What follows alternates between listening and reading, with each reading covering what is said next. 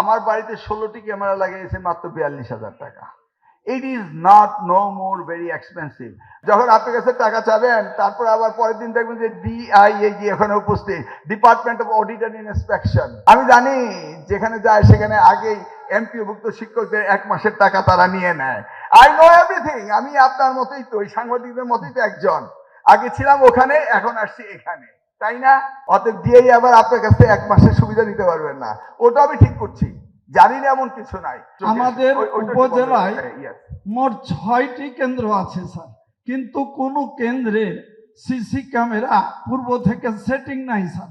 আমাদের উপজেলা নির্বাহী অফিসার উনি স্যার জানার জন্য বলেছেন যে মন্ত্রী মহোদয় এই বিষয়ে কোনো বাজেট রাখবেন নাকি আমাদের স্থানীয়ভাবে এটা ম্যানেজ করতে হবে। আপনার প্রশ্নের উত্তর খুব সিম্পল। সিসি ক্যামেরা খুব অল্প দামের। আমার বাড়িতে 16টি ক্যামেরা লাগিয়েছে মাত্র 42,000 টাকা। It is not no more very expensive.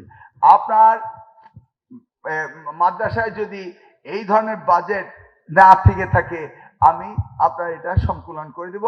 আপনি খরচ করে ফেলেন, আমাকে লিস্ট দিয়ে পাঠিয়ে দিবেন, আমি এটা ব্যবস্থা করব। কিন্তু করতেই হবে, no way to have exchange. আর আমি জানি 50,000 টাকা খরচ করার মতো অ্যাবিলিটি সকলেরই আছে। নাই এটা বলেও লাভ নেই। আর যদি নাইও থেকে থাকে অসুবিধা নাই, পরে আবার ডিআইএ পাঠিয়ে দেখবো যে আপনার টাকা ঠিক মতো ব্যবহার হয় কিনা। এটাও মনে রেখেন কিন্তু। হ্যাঁ, যখন আপনার কাছে টাকা চাবেন, তারপর আবার পরের দিন দেখবেন যে ডিআইএ এখানে উপস্থিত, department of audit and inspection. ওই অডিট অ্যান্ড ইন্সপেকশন কিন্তু আবার 1 মাসের সুবিধা নিতে পারবে না।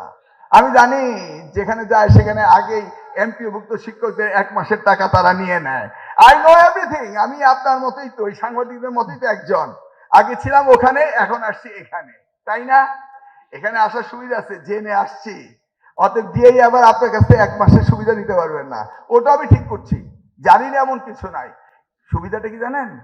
আমাদের প্রধানমন্ত্রী, তিনি দেশকে ভালোবাসেন, তিনি আপনাদেরকে ভালোবাসেন, তিনি এই দেশকে গড়তে চান। বুঝতে পেরেছেন তো? দেখেছেন তো?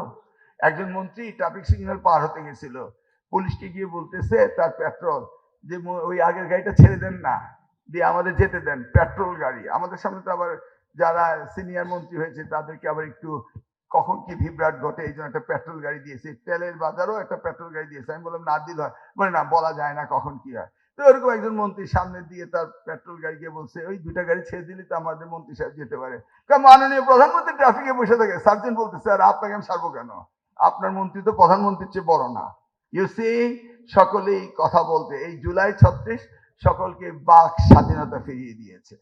বুঝতে পেরেছেন না? We should be alert, including I myself.